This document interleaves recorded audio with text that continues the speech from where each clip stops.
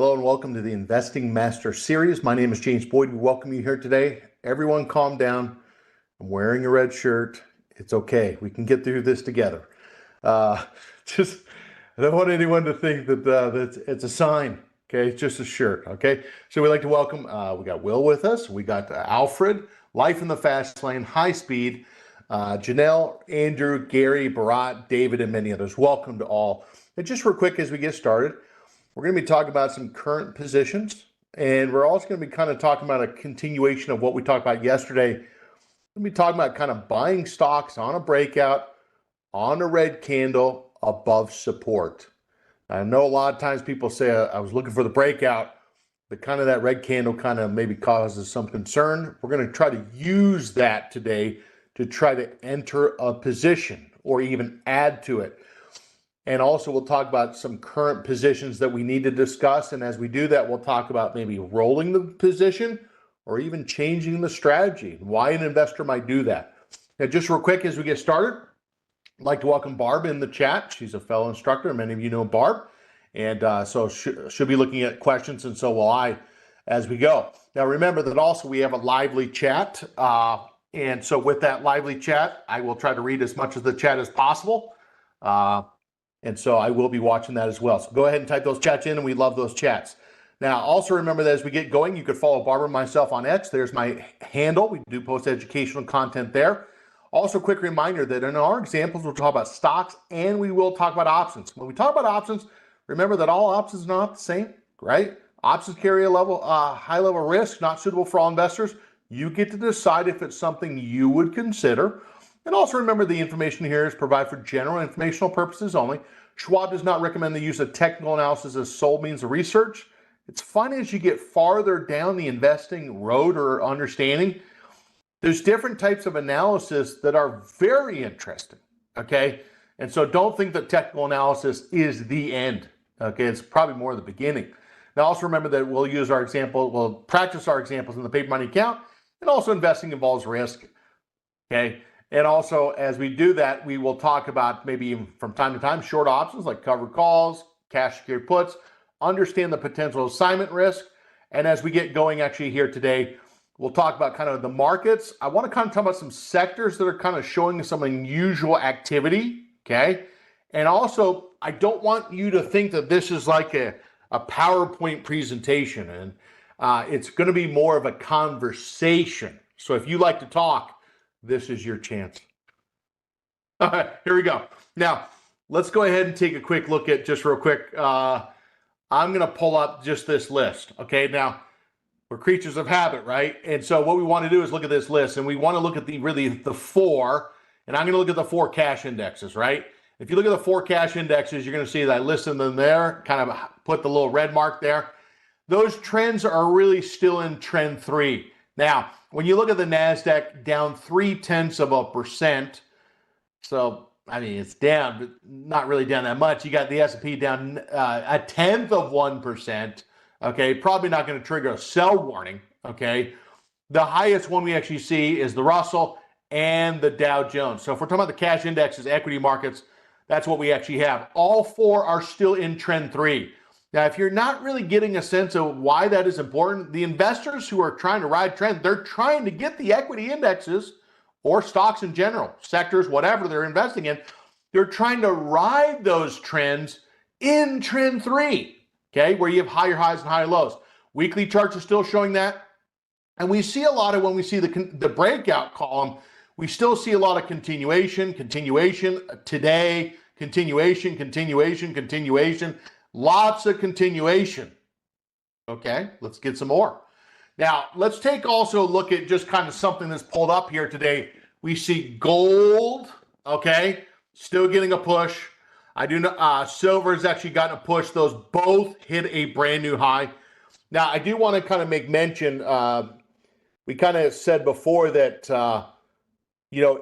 we made precious metals a sector, okay? What I would like to actually say here today that I've never said before is the precious metals really becoming the new consumer staple section. When we look at the consumer staple sector, you'll see that it doesn't look like a staple.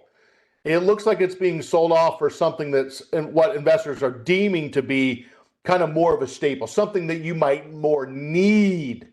When you look at the price action of gold, silver, platinum, and palladium, boy, much more of a trend than what we see in staples right now. Okay, now I want to point that out. Now, the other thing we also want to bring up is the semiconductor stocks that is not shying away from a brand new high. Let's take a look at what these look like, fast fire through a couple. First off, Dow Jones. Now, I don't want to be a broken record, okay? This feels like the Groundhog's Day, right? But tell me if you don't mind. Brand new high again. I don't know how many times we've said that, but my voice is like getting hoarse with the number of times we've said brand new highs. Now, if you look at the S&P, brand new high here today, again. You look at the NASDAQ. Now, by the way, the moving average colors are green. We don't need special indicators, okay? You just need to look at the whole moving averages and the shading and ask yourself the question, are those moving averages still green? Do we have momentum and trend? And they have been Christmas tree green, okay? Don't be a trend hater. Now, if we look at, let's say, the NASDAQ, the one thing I want to kind of add here is not only the shading, right, which is just the shading happens when the 10-period moving average is above the 20. You like to even see a little separation between the moving averages. So the more separation the moving averages have, the more momentum there currently is. It's kind of important, okay? Now, the Russell, which we saw, this is kind of the question we asked last week is, whenever we see sideways channels, we know that those sideways channels are not always going to be what happens in the future. They could break above the channel, they could break below the channel. Now, if I take this channel and say it's diagonal, well, who's to say that it can't break out the top of the channel or break down through the bottom of the channel? We believe it can break down through the bottom, but sometimes as people, we don't believe that it can break through the top. But what do we see here today? Well, we actually see the index breaking through the top of the channel, okay? Now, if you're breaking through the top of the channel, we're kind of that separation. Now, remember, what I just got done saying is an investor is trying to ride momentum. They like to see the separation between the moving average lines. The more separation in the moving average lines, the momentum is building, okay? Now, some of us like to blow on the chart and see if it can keep going. I don't think it works, but sometimes maybe just it's in our mind, okay? Now, I want to kind of also point out just real quick the SOX. You pull up the SOX and you look at that. There's been some separation on the moving average. Most of that moving average, I'm going to call it the moving average blowout, okay, where the moving average is really spread quite a bit all through this section here. It's been a little narrower, but consistent, okay? Brand new high there. Now, let's kind of just briefly kind of go to the area of, let's say, sectors, just briefly. And if we look at the sectors, something I want us to kind of point out. Now, let me ask you a quick question. If I ask you, okay, Luke, Pia, Art, Will, okay, Will, Jim, there's two Wills, Frank, Posh, Gary, Silas, what sectors have stood out to you today? Now, I'm telling you, so here we are 8 minutes in with disclosures, okay? And it doesn't really take that long, okay, to do this, but it kind of sets up what we're probably going to find, okay? If we said what sectors are kind of showing a little interest, what would they be? Now, number one is we could just rank by percent change and kind of say, does anything stand out?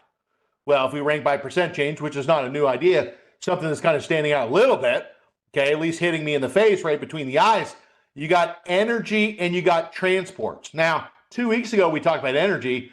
We did not see a follow through of that. Now, yesterday, we kind of pointed out that when sometimes you get a breakout and it fails, and then it breaks out again, is that a bad sign? No, it might be a good sign, okay? So here we are again. Now, on here, on the 20-55-day moving average, the day's high, we do not see that the energy is hitting the breakout levels yet on that duration of time, but we do see on the right-hand side bull flag or flag, okay? Now, the other thing we're actually also noticing is the 10-hole moving average went up it's been green for the last day. The 20 period moving average has been green for the last 5 days. So could there be something going on? Now remember, we don't need a special watch list, okay? We could just go look at the market watch, go look at actually kind of the S&P 100, the S&P 500, and say, are there any stocks that are moving in that group? But do not forget the obvious. What's the obvious? Could an investor just buy the group in general? Sure, they could consider it. And I think so many times we kind of forget that. We always think that we got to find the perfect stock. Well, why can't the investor just buy the group? So obvious, right? Don't have to just buy the stock. Now, the investor might buy the group and maybe a stock or two, okay? Now, the thing we also want to kind of point out is the transports. You are seeing on the transports, if you look at that, that's actually been rotation. Now, we talked about that yesterday. We brought up the example Uber. We want to see if we can kind of widen that a little bit. And the other thing is we kind of pointed out is when you look at, let's say, there's the gold again. I want to kind of bring up what's at the bottom, right? There's staples, okay? Now, I want to kind of show you these charts in general. When you look at, the reason why I kind of said are precious metals becoming the new staples? Wow, if you look at the consumer staples, that does not look really that staple-ish. It kind of looks like very few people really want those stocks. I said stocks, not the companies, okay? And if you look at that, if we kind of flipped it and said, well, what is AEM doing? What is NEM doing? All right, and so on. I mean, people are going for the precious metals versus the, let's say, the staple stocks. Now, I had a guy tell me last week when I was in Louisville, he said to me, you know what? You stock market people are the luckiest people ever. I said, what do you mean by that? And he says, well, I run a business. I ran a business for 20, 30 years. And sometimes when my business stinks, which sometimes it happens, I can't just change per se. I sometimes have to ride through business cycles where stock market investors, if they don't like something, they could just try to sell or readjust their portfolio allocation and go to the areas that are hotter. So in other words, if he's selling car parts and car parts are not really selling that much per se, or he has the wrong inventory, it affects the sales. He goes, stock market investors, they can shift quickly a lot of times to where there are stronger trends. I don't think people really let that sink in, but I think that's an important point that I want to bring up now. So if we have some areas in the portfolio that aren't doing very well, could we try to sell them and try to move to the other areas that are actually maybe stronger? That is up to the investor to decide that for themselves. So I think something to kind of point out here is when we take a look at, let's say, the markets, probably the new thing we're actually seeing when we also go back to the energy here. Tell me what you see on this chart. Do you notice anything when you look at this chart that it did not come down to the bottom of the channel? Why didn't it come down to the bottom of the channel? Why did it come actually down to the middle of the channel? Why did it actually stay on the top third? Right? Could we actually say that this is a low, that's a higher low? We could even say it's a little double bottom. Could we even say the W word? Okay. So now the other thing kind of goes back to, does the size of the candle up near resistance, does it tell us anything about the potential breakout and the continuation? Those are important questions, okay? So if we take a look at energy, I think it is important to kind of point out is option number one, the investor just might buy the sector in general.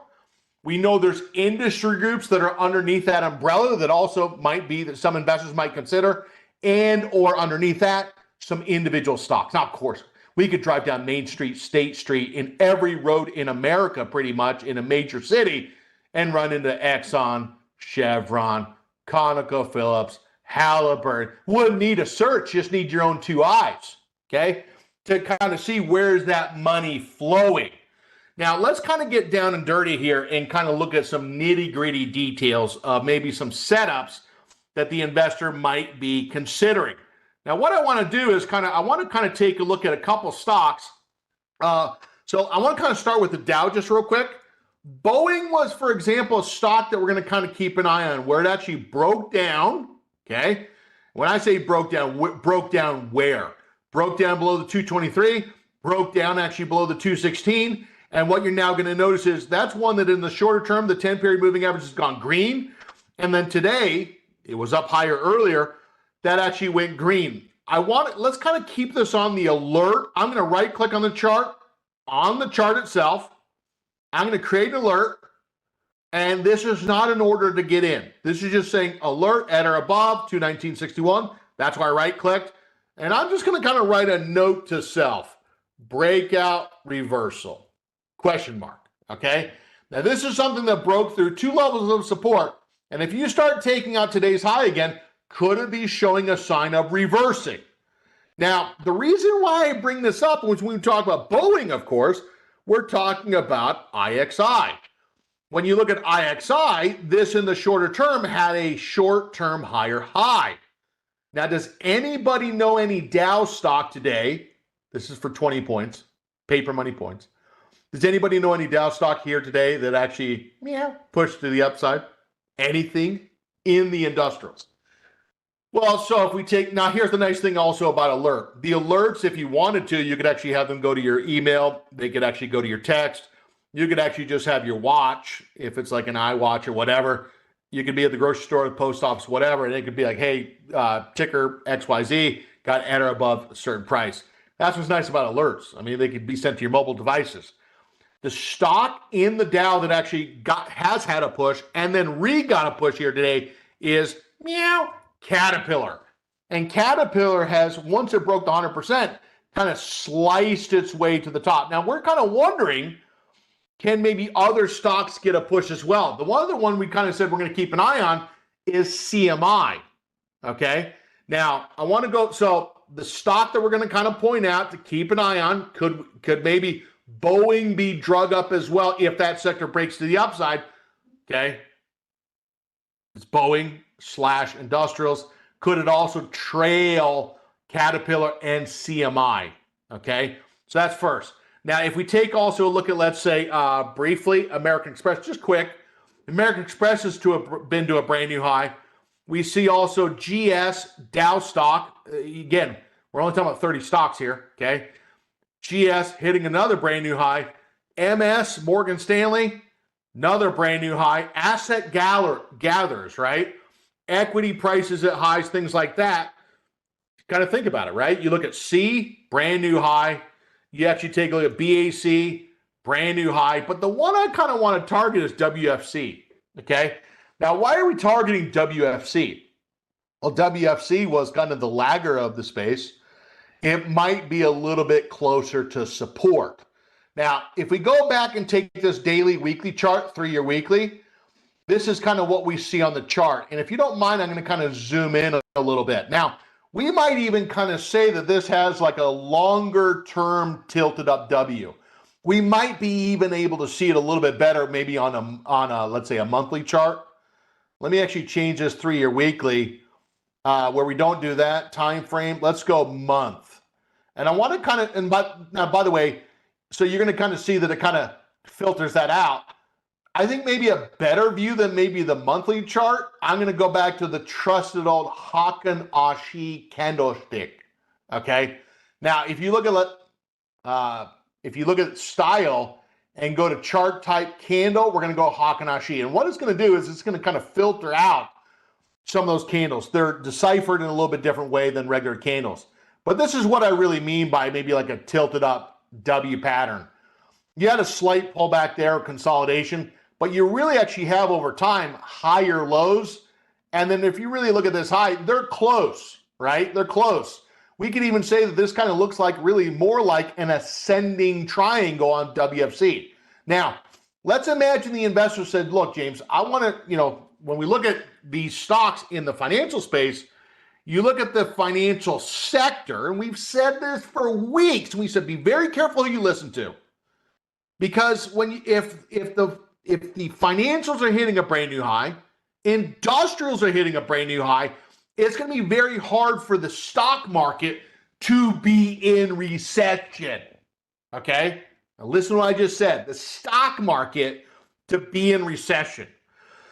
So if you look at, let's say, WFC, in our first example, what we're going to do here is we're going to take this position, and I'm going to start with a position, and I'm just going to, let's say, on this trade, what I want to do is I want to buy shares of stock, okay? Now, does anybody see any other price pattern on this chart that kind of might be there? And I don't want to kind of just say, for example, the funny thing about technical analysis, it's sometimes in the eye of the beholder, right? Now, if you kind of take it, we can kind of say that looks like inverse head and shoulder-ish like, okay? Now, if we take a look at this, I'm going to go back to this, and let's say the investor right-clicks on the chart. Now, what I'm going to do, let's pull up the charts. Let's go, we'll come back to AMD in just a second, talked about that yesterday, WFC, okay? And what I'm going to do is I'm going to right-click on the chart, okay? Now, we're in the paid money account, right-click on the chart, buy custom with OCO bracket, and we, again, want to kind of just double-check. This is very important that when we sync that to one and we go back to the trade tab, make sure they're linked, okay? So we got WFC here. We're going to buy shares. Now, when we buy the shares, we got to ask ourselves, how many shares could you buy, okay? Well, I don't have any more cash. Okay, our Friday class that we do has been hogging capital. I got to actually go back and take a look at the IRA and say, is there any cash that could be invested? Now, let's say we said, for our example, we're going to buy 50 shares of this stock. And what we're going to do, I need some help with where is a potential target, GTC, dated GTC. So I need help. What number should I type in? Okay. And I'll kind of go ahead and deal with this as I'm getting an answer on a target, okay? Now, what I'm going to do is I'm going to activate the drawing, or what we could do is to just kind of right-click on that and say, extend to the right. Now, when we extend to the right, what that's really doing is it's kind of telling us where's the support level now. Well, now it's at 84.21. Where's the 20-period moving average? 83.61. So what I'm going to do is I'm going to take a little bit less, 83.61 less 2%. Now, if I type in 0.98, it's just shaving 2% off 83.61, which is the 20-period moving average. So the goal is we're trying to find a market that's bullish. We talked about that. We're also trying to find a sector that's bullish. We talked about that. We pulled up the financials. We're also trying to say, are there other stocks in the financials that are also getting a move? We pulled up Goldman Sachs, we pulled up Morgan Stanley, we pulled up C, we pulled up Bank of America, and we could even throw up JP Morgan. So it's not like just only WFC is going up. The group is going up. The sector is going up. The market's been going up, right? And we're kind of wondering, could that trend continue? 81.93. Now, I need to now look at the chat and kind of see, do we actually have a target on this? Do we have any target on this? Okay. Now, when I go back and look at, let's say, the weekly chart, okay, go back to the weekly chart.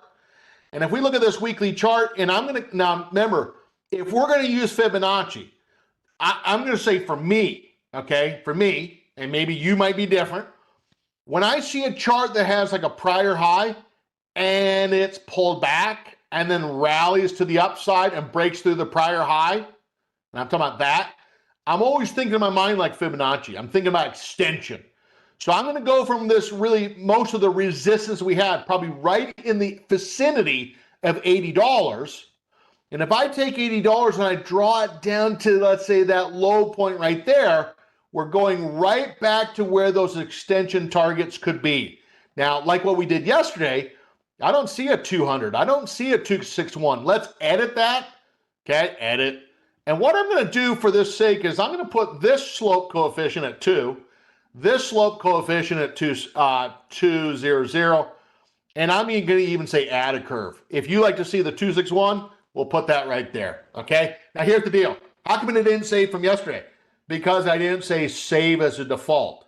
So now what I'm going to do is I'm going to say save it as a default. So these slope coefficients are going to be on the chart, okay? So now when I look at it, these lines now, okay, these kind of give us potential targets. Now I'm going to kind of say that I'm a negative person, okay? Meaning I'm skeptical. I can look, the little joke that I like to say here is I could look through a keyhole with both eyes. Some of us might get that later, but I'm a pessimist, okay? Now, if we take a look at this, I'm going to put a target right at 93, okay? It's my type A personality, forgive me. 81.93. Now, we're just going to kind of confirm. Now, sometimes what happens is I, the teacher, I'm speaking, watching the markets, and reading the chat. And so this would be a really good idea to not act like you're doing a class and just double check. Buying the WFC 86.03, selling at 93, which is higher than where we bought it. Then we got the stop 81.93, which is separate or has some difference between the entry and the stop. And there's not a commission. Now remember, on that stop, to get the orders to sell a target or stop, need to first buy it. And then if the shares are purchased, the stop is at 81.93. We know the risk of the stop doesn't guarantee that's where it's going to fill. We're going to go ahead and say send the order. Okay. Now I want to pull this back up just real quick. Let's go to Market Watch for just a moment. Okay. Market Watch. We're going to go to Visualize for just a second. Now, when we take a look at this, what you're now going to see is if I were to pull up, let's say the S&P 100. Okay. Now, when I click on this on the left-hand side, it pops up the sectors. Okay. If I clicked on financials, all it's going to do is it's going to pull up this clump right here.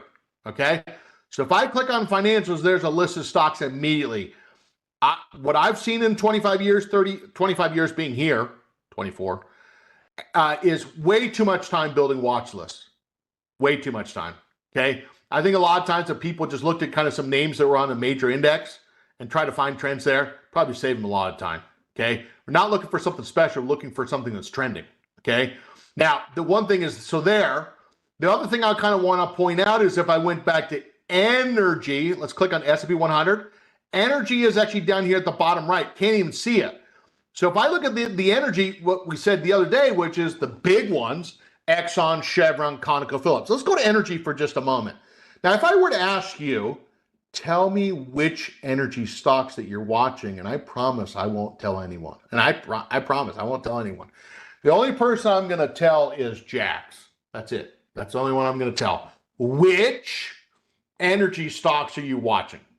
Okay, now, what I'm going to do is if we want a bigger list of stocks, I'm going to go back to the S&P 100. Let's not look at that. Let's go to the S&P 500. Of course, more stocks.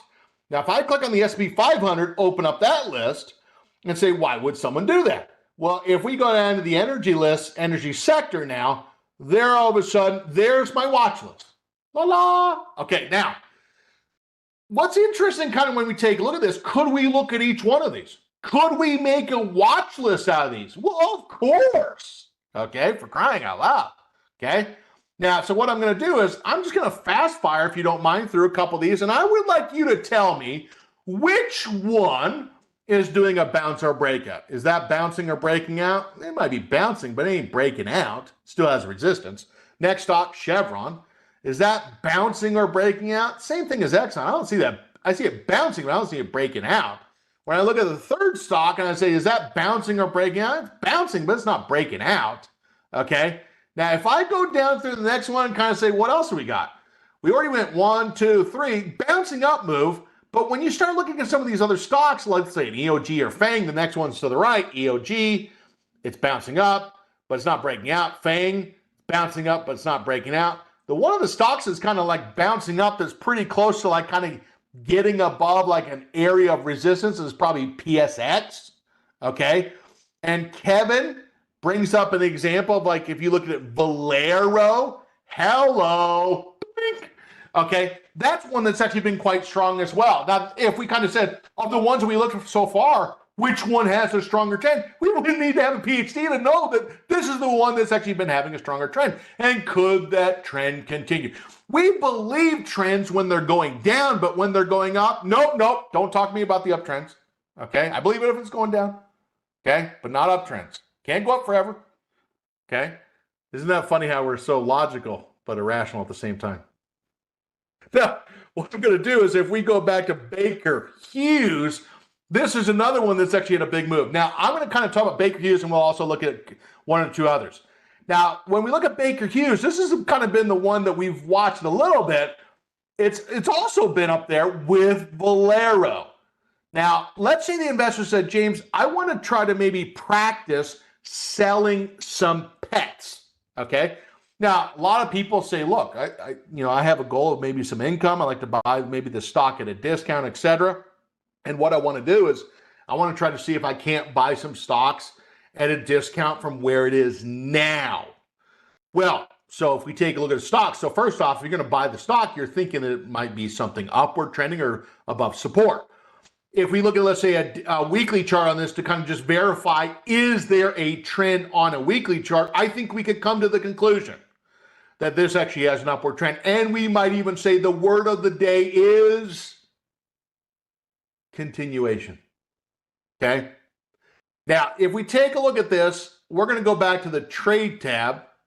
Let's just verify BKR, check. We're going to come over here to the October expiration. We're just going to, so the reason why I have both of the expiration cycles up for October and November, the monthly options, is we're trying to sell options that have more than 20 days left. This has 24. Now, sometimes you start getting less than 20, maybe the premium percentages aren't where you want them to be, et cetera, et cetera. So what I'm going to do is I'm going to look at the first one out of the money on the put side, which means below the current stock price. And I'm also going to look at that right here. And so if we looked at this and said, are there a lot of, let's say, open interest right here, at least in the paper money account, we would say it does not show that. And I don't see that there either. So what I'm going to do is the risk of this is if, now remember, there's been some contracts here today, there's been some contracts here today, et cetera. I would like to kind of show a side-by-side example, because this is a good learning point. Wonder if you sold the 49, okay, the 49 put, you sold that, and you said, I'm trying to get, let's say, 112. Now, remember, what's the risk of this?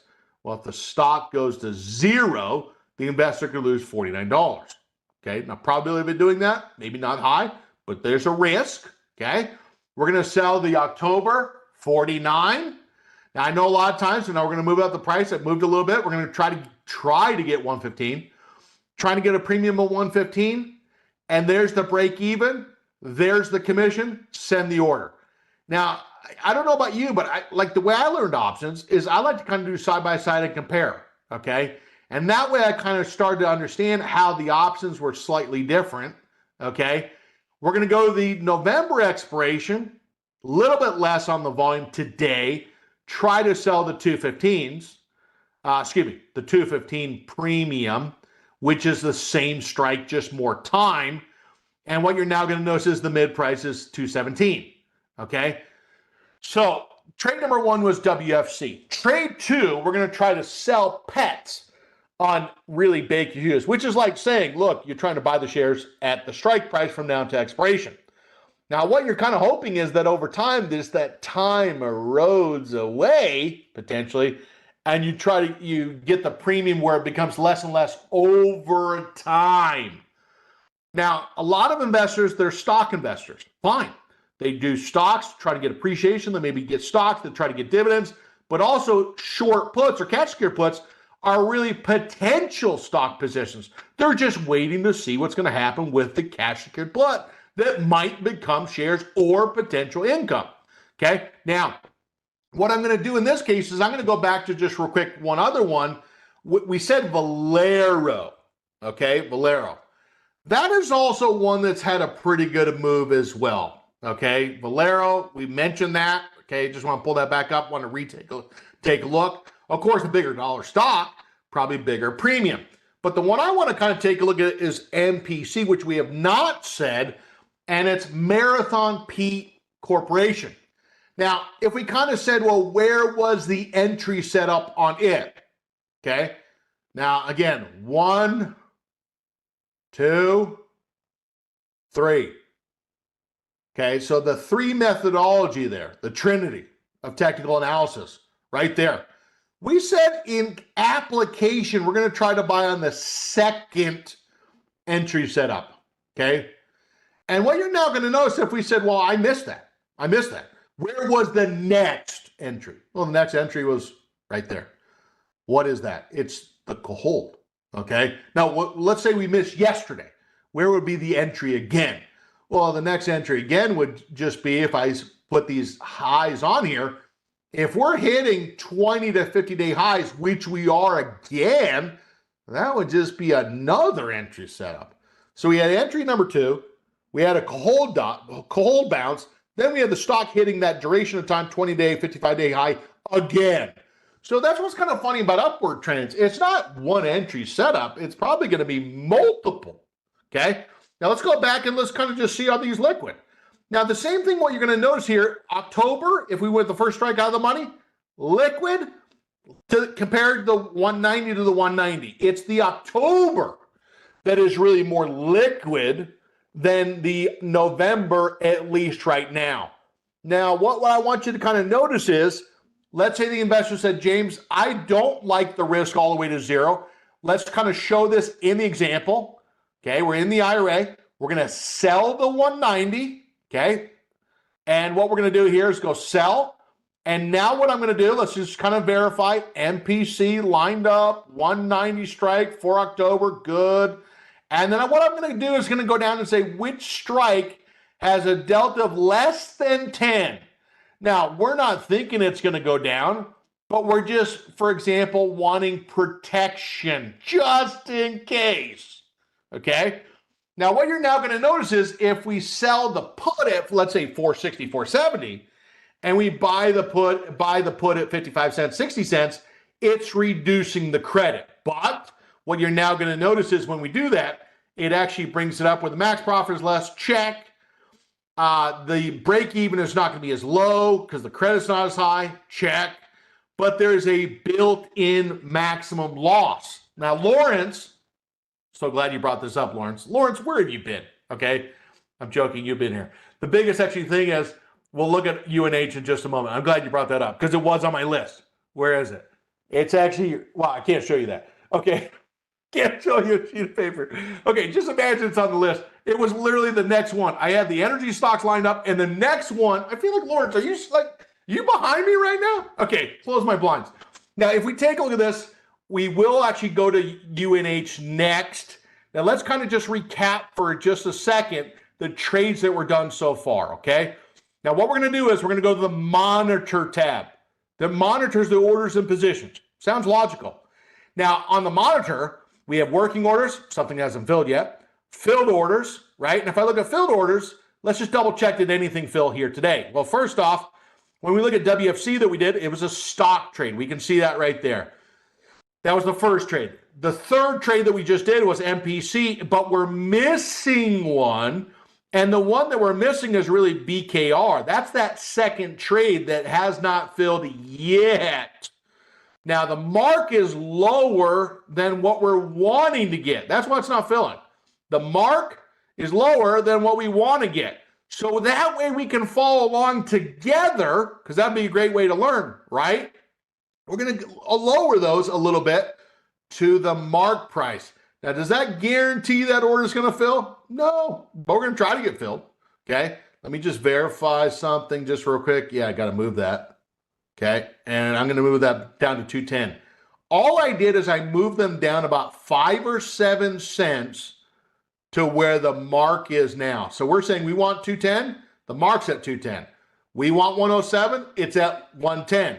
Which one do we think is going to get filled sooner? Probably that one, okay? But that's the second trade there. Now, let's go back to UNH. Thank you, Lawrence. Let's go back to UNH. Now, is there any paper money trade on UNH? Let's go take a look together. Now, by the way, if I was in the IRA or the margin, which we'll show, and I pulled up the trade tab and they're synced up, right? So BKR fills, okay? The one we thought filled did get filled. And if I look down here and said, is there any position? There is a position, okay? Now, I need help here. I need help in multiple different ways, but let me get specific, okay? And I'm fine with that, okay? Oh, man. You know, today's just not a normal day. It's usually like that, okay? At least I admit it. Now, here's what we're going to do. What type of strategy do we have down at the bottom? What is in the paper money account? So we're in the IRA, paper money account. We got a long call. And you got a short, that's a long 330, short 340. So we got a short call vertical. No, we don't have short call vertical. Look, Barbara's taught you better than that, right? So if you take, we got a long call vertical. And so now if you take a look at this, is we have about 53% of the maximum gain. But the deal is with that 52% or 53% of the maximum gain, there's 24 days remaining. Now, many investors might say, well, geez, if I can get maybe 50, the way I like to say it is, if you can get 50% in the first 10 trading days, the investor might say, if in the first 10 days, now we're at 14, and I'm talking about trading days, so we're going to be dang close here. In the first 10 trading days, if we can get 50% in the first 10 trading days, that's like an 80% return, okay? Because you don't have to hold all the way to expiration. If we got 65% with 20 or more days remaining, that's like getting 80% ever, okay? Obviously, if we got 80% ever, that's a great return, considering you don't have to hold all the way to expiration. The only way you get 100% is the stock shoots up in your direction, up or down, okay? Or you went all the way to expiration and the time bled out, okay? But so what we're going to do in this trade is we're going to go back to the charts. Now, do we have it in the margin? Let's double check that. Margin? No. Don't see anything there. If we had something here in this example, it'd be in position.